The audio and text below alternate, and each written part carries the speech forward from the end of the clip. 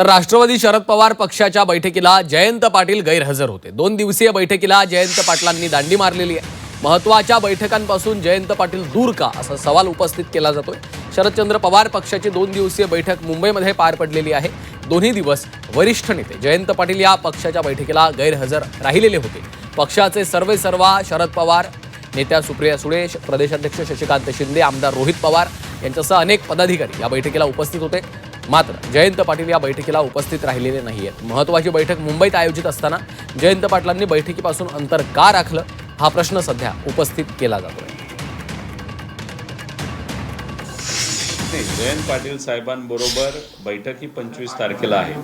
अध्यक्ष शशिकांत शिंदे साहेब आहेत, त्यांच्या अध्यक्षतेखाली आणि सुप्रियाताईंच्या उपस्थितीमध्ये ही बैठक तिथं झाली। त्यामुळे याच्यामध्ये तुम्ही जर बघितलं असेल तर अनिल देशमुख साहेब नव्हते, आव्हाड साहेब नव्हते, जयंत पाटील साहेब नव्हते।